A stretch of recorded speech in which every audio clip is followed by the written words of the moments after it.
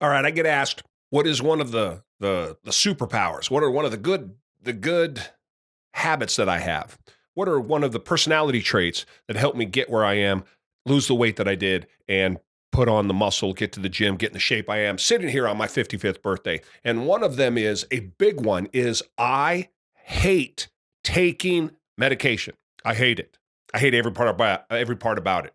And when you have a 40% block in your left ventricle like I do, when you've broken your back and have serious back issues and pain like I do, when you've gone through a life that I've had, pain medication and medications generally have been a big part of it. I hate every one. I did a video a few months ago where I had on the 1st of January last year, I was taking 19 different pills. Today I take 4.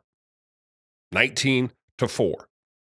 So I thought, this is crazy. And my hate for these pharmaceutical prescriptions is so strong that it helped drive, in part, me getting in shape and changing my life. And exactly what I thought would happen when I did my change happened, which is if I got in shape, I lost all of the weight, the need for all of these drugs would go down significantly. And that's exactly what I experienced. And I want to show y'all something. So I went on a little journey today. Now, total number of prescriptions, if we look at this page here, total number of prescriptions dispensed in the U.S. from 2009 to 2022. I could not go back any further than that. I just couldn't find it. Doesn't mean it's not there. I just couldn't find it. We're talking 4 billion in 2009. That's prescriptions, right? That's written prescriptions. 4 billion, 2009. Check it out. 2022.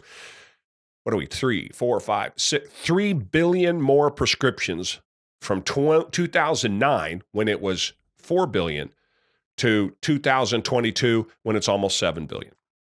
That's madness, right? Those are just prescriptions.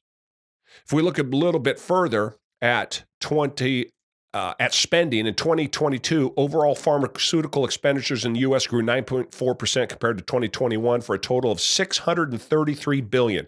If I go in here and I put in 2022 prescription money spent in the U.S., $405 billion. $400 billion for meds. So it begs the question, at least it did for me, what was the spending back in the day? So I simply asked Google. This is Congressional Budget Office. These numbers could be off. They could be wrong. I'm going to guess they're relative. So I'm going to say that they're relative, even if they're not exact. Has nationwide spending on prescription drugs increased from $30 billion in 1980 to $335 billion in 2018. National spending on prescription drugs increased from $30 billion in 1980 to $335 billion. And how much is it now? What did we just say? $400 billion. This is madness. This is absolute madness. But I hate taking them, and so should you. Because you should hate taking them because of what they do to your body. You should hate taking them because you're addicted to them. You should hate taking them because somehow it stops you from having to do something that's harder than you want to do. It's giving you some sort of perceived shortcut, because that's what you get sold, is that you're getting a shortcut. You're getting sold that you need that drug to try to fix your life. You're getting sold that the only option you have is to take that drug, because they never give you any options. They just tell you to take the drug. That's the way the system is built. That's the way it's been put together. Why do you think we've gone from such a low amount of prescriptions? Even in 2009, I'm going to guess in 1980, that was $1 billion, maybe. I'm going to guess, but there's no way to know, at least that I could find. I'm going to guess it was insignificant. And now to what we have today, the most overprescribed by a huge margin society, not only in the world, but in the history of the world, obviously, prescription drugs being fairly new. So I thought, okay, what then are the drugs that are being subscribed, right? Which ones are they? So it says the top selling drug in 2022 was something called, and I'm not going to get any of these names right, adalimumab. Okay, I was like, okay, what in the hell is that? Used to treat various autoimmune conditions such as rheumatoid arthritis, ankylosing spondylitis, psoriatic arthritis, Crohn's disease, and ulcerative colitis. I didn't say I'd get any of those right, but here's the thing.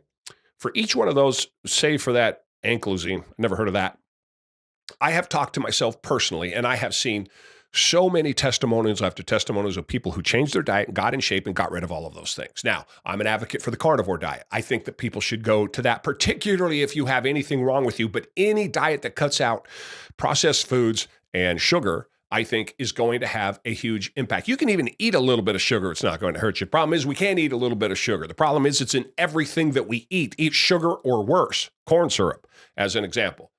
But I can point you to people, and you can do a quick search on the internet and find that the number one prescribed drug in the country, the problems that it is prescribed for, rather than those people losing weight, rather than those people going for a walk and getting in shape, they take that drug. The number 2 drug prescribed was, what do we have here? Followed by semaglutide, called Axiban.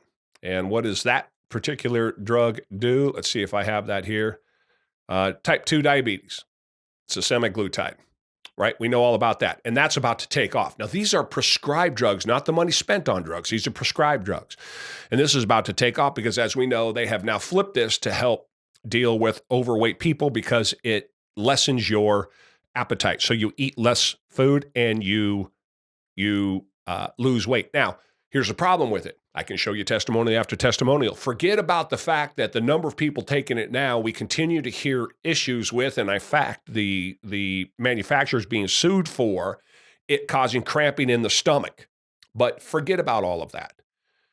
The people who have been on this, and I have a guy coming up on my podcast who was on this, lost weight while on this. The problem was he never lost any good weight. He lost 100 pounds, which is over and above. It's fantastic, right? But he was still eating the same garbage. He didn't change the food that he ate. So instead of eating 3 pounds of Taco Bell every day, he's eating 1.5 pounds. And 1.5 pounds, he lost weight. What happens when you stop taking the pill? That's right.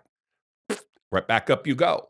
So there's no shortcut. I'm against all of these pills 100% unless it comes with significant habit changing. But people think we get the best of both worlds. I get to lose weight and I get to eat garbage.